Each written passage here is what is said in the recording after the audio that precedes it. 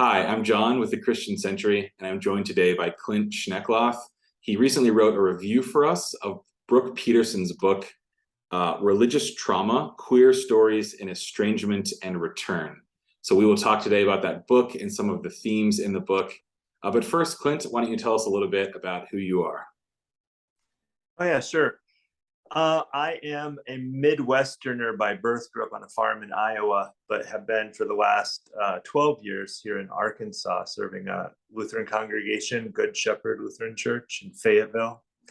And our ministry, I guess you could say, overlaps a lot of the community and themes that are in this book, which is one of the reasons why I wanted to have the opportunity to review it and engage it. I wear a number of different hats. So in addition to pastoring at Good Shepherd Lutheran Church, I'm also the founder and chairman of the board of Canopy Northwest Arkansas, which is Arkansas's refugee resettlement agency. And also founded 2 summers ago Queer Camp, which is a camp for youth that takes place at our church facilities, but is a secular camp for middle school through high school youth, like a 1-week camp experience for that cohort. That's great. Thanks for sharing about that, and thanks for all the great work you're doing in Arkansas. So the book, which has 8 long interviews, case studies, they all of these stories have to do with religious trauma. I suspect some of our listeners, readers, have maybe not thought about religious trauma as a type or category of trauma. Could you tell us a little bit more about how religious trauma shows up in a church setting, in a person's journey? What does that look like? Yeah, so I think probably the majority of people think about trauma as being very acute, the acute kinds of trauma. You know, you experience trauma in war or through some kind of a violent experience. And that is, of course, trauma. Religious trauma has a different kind of feel to it, but is still categorized as trauma according to current diagnostic manuals for clinical psychology. And the big difference is that that kind of trauma typically occurs over a longer period of time, and it's much more contextual and related to issues of identity and sense of safety within community, safety within the context of say salvation, that kind of thing. So people who are experiencing religious trauma have all the same kinds of things happening in their body and in their mind and their heart when they're dealing with the ramifications of trauma, like say dysphoria, kind of out-of-body experiences when they get into contexts that are triggering them of the past trauma that they had. Except for with religious trauma, it's often in the context of religious spaces.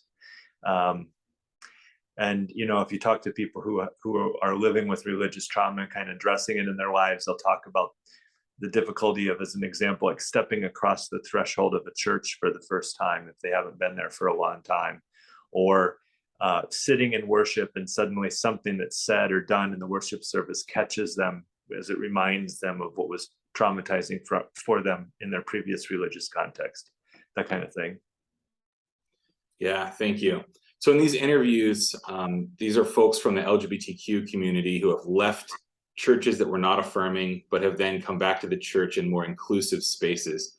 Right. And at the end of the review, you describe some of the recommendations that Brooke Petersen gives for leaders of these inclusive spaces, for how they can be attentive to this trauma and help folks step onto the road toward healing.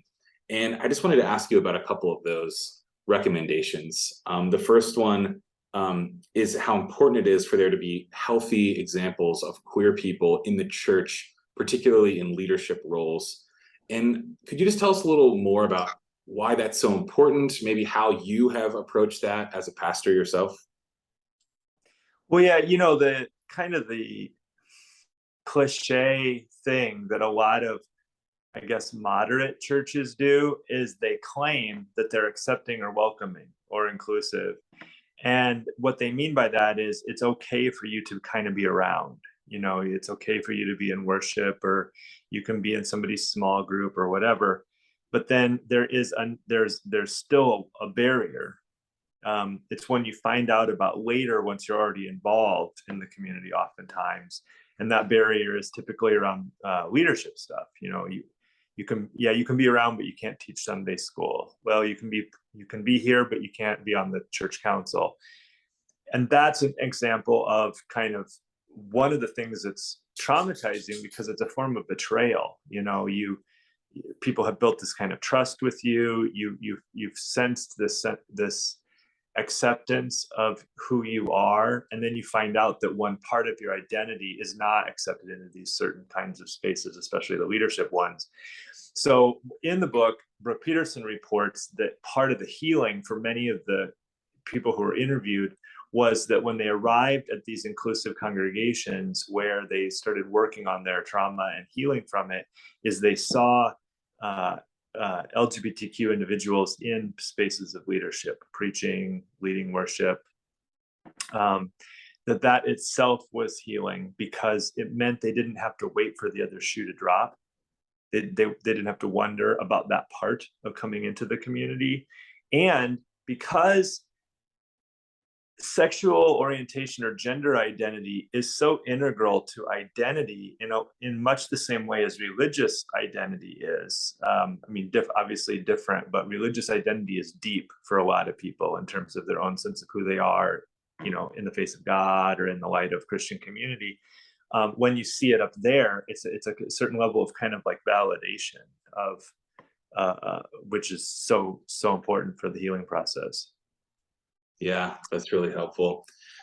Finally, one of the other recommendations from Brooke Petersen's book is that churches can bear witness. They can bear witness to trauma itself, to their own complicity in harmful practices in the past.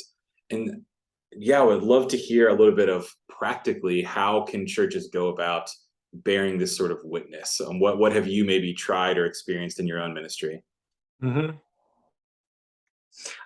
To be honest, one of the biggest things that we've had to do in our community is suffer together with the community more than a lot of churches are willing to do. We had a big church split back in 2015 over this topic, and 40% of the congregation left because of my solidarity with LGBTQ members as same-gender marriage was legalized. And that itself was a huge part of the transition in our congregational life, because once people saw like, whoa, this church is willing to, actually put their, say like membership or economic viability on the line in solidarity with us. They're not just going to throw us under the bus when things get rough. That's a kind of bearing witness in the sense of experiencing together with the community what they had been experiencing, even if we're not at that same intersection. I'm just a white straight pastor. I'm not like I don't have to live at that intersection because of so many different ways that I present and am in the world. So that's one part of bearing witness. And then another part of that, I don't remember if she mentions this in her book in any particular way, but you made me think of the way. So we have young adults now who are members of our church who grew up as youth in the church. And some of them have come out. Like our youth director, as an example, is a young trans woman, grew up in the congregation when it wasn't open and affirming of who she was, and she couldn't come out at that time for a variety of reasons, not just about the church, also family and culture and all that kind of stuff. And so their bearing witness, I think, is like kind of admitting to that who we had been, and then being able to hear from her the ways in which the transitions to who we are now have been powerful and healing for her, and what kinds of work we still need to commit ourselves to in order to kind of keep being that way. Yeah, thank you. Well, I'm sure we could talk about this book and these themes for a long time, but let's cut it off there. I know I'm excited to read this book. I'm sure many of our readers are as well. For those of you who didn't get a chance to read this review, the link will be below in the video description, along with the link to a website where a bunch of other writings from Clint are, his Substack. So check those out. Clint, thank you so much for joining us today. Hey, and I don't want you to forget one thing about this book that's super important. This is the first published book on this particular topic of the return. So if people have read other religious trauma books, they've seen a lot about Exodus, but I think it's important to, if you're really wanting to hear stories of return, this is your access point at this point in terms of a book length treatment. Awesome. Thanks, Clint.